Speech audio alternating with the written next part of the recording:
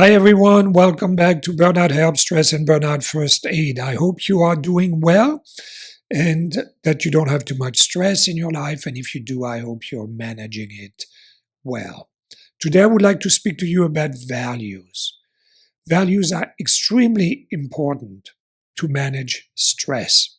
They're very important to happiness in general, and therefore to managing stress. They're also important to avoiding burnout and getting out of burnout. So what do I mean by values?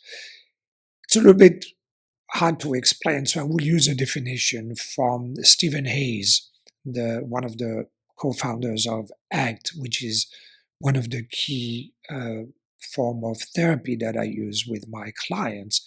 And the definition that he uses is a chosen quality of behavior in which the quality you are seeking is intrinsic to the behavior itself. Now, this is different from a goal. A goal is something tangible that you want to achieve through a behavior, whereas the value is the quality that is intrinsic to the behavior itself. So, for example, to be caring, to be curious, to be adventurous, these are all values compared to a goal. I want a promotion. I want to travel to Mexico. I want to find a partner. I want to no longer have this illness. I want to no longer be stressed. These are goals. These are not values. Now, goals are important. I am not suggesting that we don't need goals. We do need goals. The problem with goals is that sometimes they don't happen, right?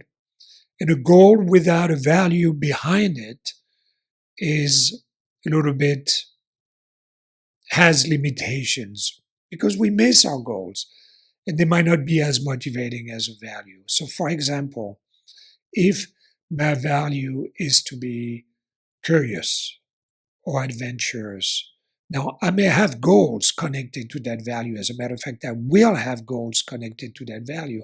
And if I don't meet the goal, it doesn't slow me down because my value is my compass. My value helps me to continue being motivated because I keep showing up in life through that value. I continue to behave over and over through that value, through this quality, even when goals are not achieved. I'll give you another concrete example, or more concrete than the first one, but for example, being helpful is one of my values. And by the way, values can change, right? So we are allowed to change our values once in a while. But I really use my values as a compass, as I said, as a North Star. And one of them is to be helpful. Now, I have some goals connected to being helpful. Some of them involve helping others for money. Some of them involve helping others for free.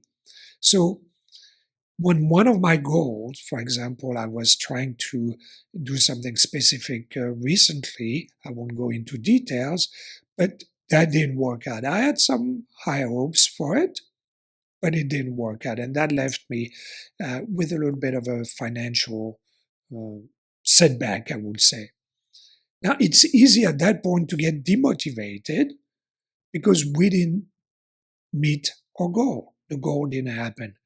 But if I go back to my compass and actually I've printed my values, then I bring that back up to in front of me, in front of my eyes, and I go, wait, I'm actually living through these values and I'm continuing to be that value, to be the person I really want to be, even when I'm in this financial predicament because that one goal was not achieved. So you have a person who has no values, just goals coming out of, sometimes they meet a value, sometimes they're just goals.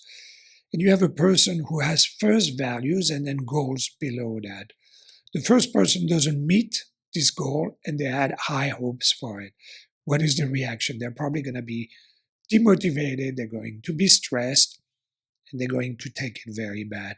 The other person still has values. This is me. This is where I'm going. I'm still going there. Every day I'm still behaving in a way that reflects my value, even if sometimes I miss goals. But the bigger picture, the bigger path, the journey of me as a human being living through my values is still on, very much on. Therefore, it gives me over and over the motivation that I need in order to be the best person that I want to be, the most representative of the person that I want to be for myself and for others.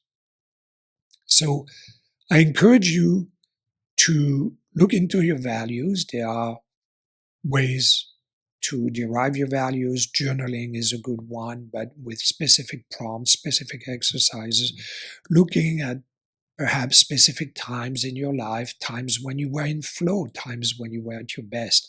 Maybe also times when you had a lot of pain and you were not at your best. Maybe find a guide, people that you admire. What are the values that you admire in these people? And do the work and try to understand which values represent you, the person who you truly, really would like to be, perhaps your most authentic self. I don't come up with too many, 3, 4, 5 values. And then once you have these, you can work on goals, on specific goals connected to these values. And remember, as you go through life, and life is a series of happy moments and not so happy moments, goals that we meet, goals that we don't meet. When you don't meet your goals, remember, even when you meet your goals, but especially when you don't meet your goals, remember your values. Remember that you can be the person you really want to be through these values, and you can continue using your values in every situation, every moment, despite sometimes not meeting goals. And even sometimes you might not meet your value. If you want to have a value of being kind, once in a while you might, slip, and perhaps you weren't so kind with that other person.